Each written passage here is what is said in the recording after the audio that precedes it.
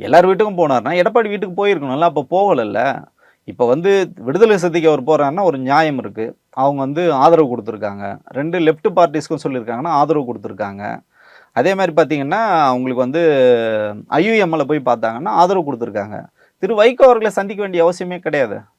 புரியுதுங்களா? ஸோ இதெல்லாம் இதுக்கு பின்னாடிலாம் ஒரு அரசியல் இருக்கு. அவர் வந்து ஒரு துண்ட முன்னாடியே போட்டு வைக்கிறாரு. விஜய் வந்து எல்லா இடத்துலயும் ஒரு துண்ட வந்து விரிச்சு வைக்கிறாரு. ஸோ அந்த வலையில சிக்கிக்கிட்டாங்கன்னா, அவங்க வந்து அந்த கூட்டணிக்குள்ள வருவாங்க. அதனால தான் எடப்பாடிக்கு போய் பார்க்காம சி.வி. சண்முகம் இந்த அணிய ஆமா. போய் பார்த்தாரோ? இது முழுக்க முழுக்க விஜய் அவர்கள் பண்ணது பார்த்தீங்கன்னா, நம்ம நெனச்சோம் திரு ஸ்டாலின் அவர்கள சந்திக்கும்போது முதல்ல அந்த நியூஸ் வரும்போது நெனச்சோம் பரவாயில்லையே ஒரு ஆரோக்கியமான அரசியலா இருக்கே. இது வந்து புதியதாக ஒரு அணுகுமுறைய வந்து விஜய் ம். கையாள்றாருன்னு நம்ம நினைக்கும்போது, அது எப்ப நமக்கு அவரே உடைக்கிறாருன்னா, அன்னைக்கே உடைக்கிறாரு.